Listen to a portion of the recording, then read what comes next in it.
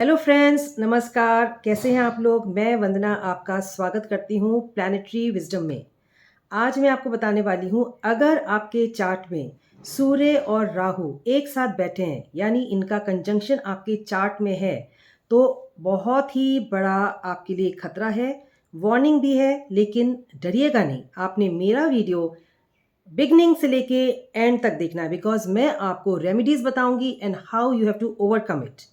क्यों होता है, क्या रीज़न होते हैं और क्या क्या आपको कठिनाइयों का सामना करना पड़ता है जब आपके चार्ट में सूर्य ग्रहण बना होता है।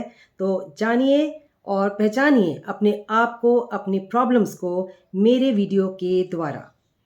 तो दोस्तों, मैं आपको बताना चाहती हूँ कि ज्योतिष की इस विद्या में सूर्य और राहु की युति को आदित्य चंडाल योग कहते हैं। आदित्य सूर्य है और चंडाल कौन है? राहु है। सूर्य जो कि हमेशा सीधी चाल चलता है और राहु हमेशा वक्री होके चलता है।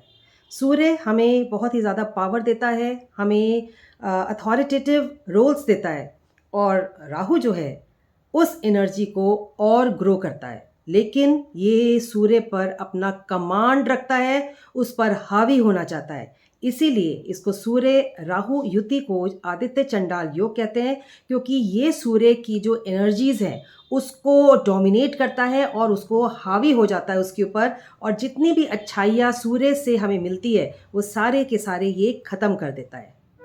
सूर्य राजा है और राहु जो है उन शक्तियों को अपनी तरफ खींचता है। जब सूर्य और राहु एक साथ बैठ जाते हैं तो जो राहु है वो सूर्य को निगल जाता है। एग्जैक्टली द सेम वे, जब ग्रहण लगता है, सूर्य ग्रहण लगता है, तो सूर्य गायब हो जाता है। इसी तरह राहु सूर्य को निगल लेता है, उसकी पावर को निगल लेता है। अब मैं आपको बताने वाली हूँ कि सूर्य और राहु के युति से जो नेगेटिव इफ़ेक्ट्स हमारी कुंडली में होते हैं वो हमारे ऊपर भी होते हैं। और सबसे पहला जो एक नेगेटिव एस्पेक्ट है सूर्य राहु का, वो है हमारी अहंकार और हमारी पहचान के बीच में भ्रम पैदा करना। यानी इस कॉम्बिनेशन से हमारी पहचान और अहंकार में एक भ्रम पैदा हो जाता है, दोनों एक दूसरे पर हावी हो जाते हैं। दूसरा जो मैं आपको नेगेटिव एस्पेक्ट बताने वाली हूँ वो है आपके फादर एंड अथॉरिटी, यानी आपके जो अधिकारी हैं और आपके जो पिता हैं उनके साथ आपका जो संबंध है वो तनाव वाला रहेगा। यानी बहुत सी ऐसी चीज़ें हैं, आप अपने फादर के साथ में आप देखिएगा कि आपके रिलेशनशिप अच्छे नहीं होंगे, या आपके जो इमोशनल, आपकी जो फीलिंग्स हैं उसमें डिफरेंसेस रहेंगे, आपकी बातों में, आपकी थिंकिंग लेवल में, आपकी विचारधारा में आपके डिफरेंसेस बने रहेंगे, और आपके दोनों के बीच में टकराव रहेगा। यानी अगर आप दोनों मिलके एक साथ काम कर रहे हो, दैट मीन्स आप खुशी खुशी काम नहीं कर सकते, ज़रूर कोई ना कोई आपके बीच में डिफरेंसेस बने रहेंगे, लड़ाई झगड़ा रहेगा, आप एक दूसरे की ओपिनियन से सहमत नहीं रहोगे। Same is in work place.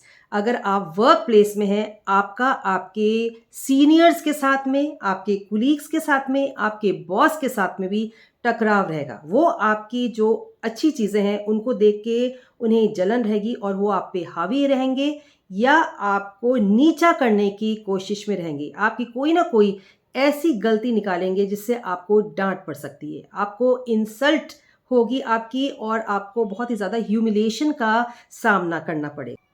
Next aspect है इच्छाओं का बढ़ना, अनसेटिस्फाइड इच्छा और आपकी बेचैनी बढ़ना। जितना आपको मिलेगा आप अनसेटिस्फाइड रहोगे और you will crave for more things. यानी आपको जो मिला है आपने वो तो ले लिया, लेकिन आपके अंदर सेटिस्फेक्शन नहीं हुई, आपको और चाहिए। यानी बेचैनी बढ़ती जाना कि मुझे ये भी मिल जाए, और demand for more and more, लेकिन उसका रिजल्ट हमें पॉजिटिव नहीं मिलता। यानी आपके करियर में बाधाएं आना, आप मेहनत करेंगे, आप देंगे 100%, लेकिन आपको उसका जो रिज़ल्ट है वो 50% 60% ही मिलेगा। आपके जो प्रोग्रेस है उसमें देरी रहेगी, आपको जल्दी आपके हार्ड वर्क का आपको रिज़ल्ट नहीं मिलेगा। हम अपने आसपास के लोगों से बात करते हैं कि मैंने इसमें अपना 100% दे दिया, इतने ज़्यादा हम स्ट्रेस में आके हमने सारी रात दिन एक करके हमने अपना काम अपने ऑफिसर्स को दिया, अपने जो बॉसेस हैं उनके सामने पेश किया, लेकिन उसका रिजल्ट हमको नहीं मिल रहा है। हमें बहुत ही ज़्यादा ह्यूमिलेशन मिल रही है, हमें रिस्पेक्ट नहीं मिल रही, हमें उसका एक एनकरेजमेंट नहीं मिल रहा है। मतलब हमको हर चीज़ में डिले हो जाना और बिजनेस में नुकसान। अगर आपके ये युति है, आप बिजनेस सोच समझ के करिएगा, उसमें आपको नुकसान होने के चांसेस है और आपकी जो सफलता है उसमें भी आपको देरी रहेगी। यानी आपको जो आपने अ, दिया है, जो आपने काम दिया है, उसका आपको रिजल्ट बहुत ही ज़्यादा स्लो मिलेगा। यानी आपके अंदर एक तड़प रहेगी किसी चीज़ को पाने की। अब क्या है, आपके बन जाएंगे गुप्त शत्रु। जब इन सब चीज़ों का ना आपका पिता आपके साथ है, ना आपके बॉसेस आपके साथ हैं, ना आपके कुलीग्स आपके साथ हैं, तो होता क्या है कि हमारे गुप्त शत्रु बन जाते हैं, हमारे हिडन एनिमीज होते हैं और वो हमें नुकसान पहुंचाते हैं।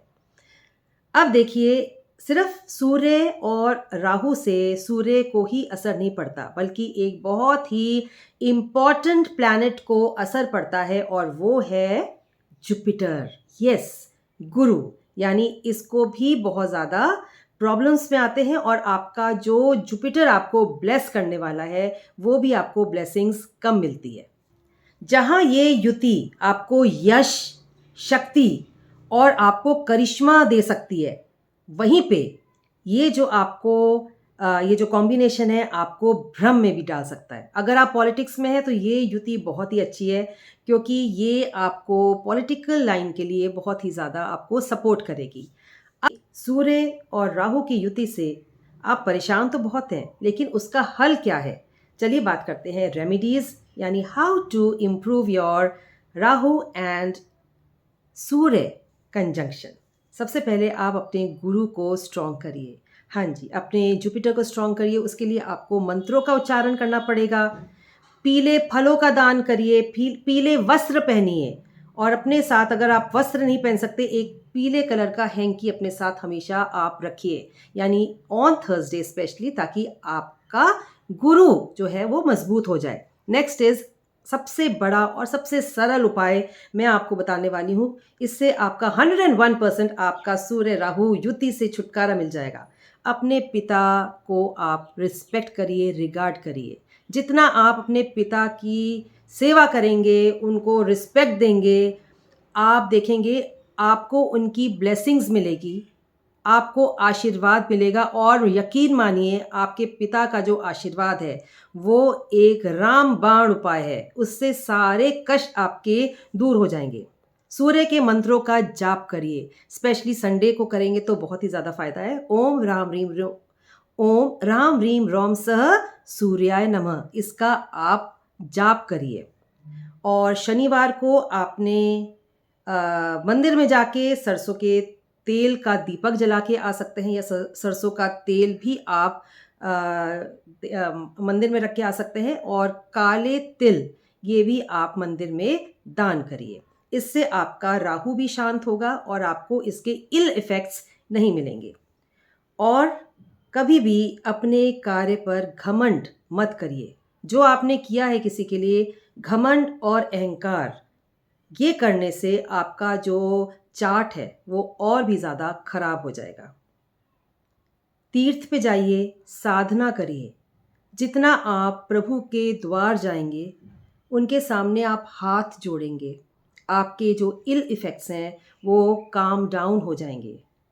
ये कुछ ना कुछ हमको करना पड़ेगा अपने आप को मजबूत करने के लिए, अपनी स्ट्रगल्स को वैनिश करने के लिए हमें कुछ उपाय करने पड़ते हैं। मैंने आपको सरल उपाय भी दे दिए, कठिन उपाय भी दे दिए। आप इसमें से आपको जो मन करता है वो आप उसको ज़रूर करिएगा। तो दोस्तों, मैंने आपको अभी सूर्य और राहु युति के बारे में जानकारी दी। आपको कैसे लगा? क्या आपके साथ ऐसी घटनाएं होती हैं कि हार्ड वर्क करने के बाद भी आपको उसका रिजल्ट ना मिले? देखिए दोस्तों, ये जो सूर्य और राहु की युति है, ये एक सबक है, हमारी लाइफ के लिए सबक है, ये कार्मिक सबक है। ये जो युति है हमारी आत्मा से इस जन्म में अहंकार, इच्छा और सत्य को जीतने आइए। अगर आपकी कुंडली में ये युति बनी हुई है तो आप मुझे कमेंट बॉक्स में कमेंट ज़रूर करिएगा। मुझे बताइएगा कि आपका ये जो कॉम्बिनेशन है ये कहाँ बैठा हुआ है। मैं आपको बताऊंगी आपको किन किन चीज़ों से प्रॉब्लम हो सकती है और आप उसका क्या उपाय करेंगे ताकि आपको जल्दी से जल्दी उससे छुटकारा मिल जाए एंड आपकी ज़िंदगी में खुशियाँ वापस आ जाए। So please stay connected with me on Planetary Wisdom. Bye and take care.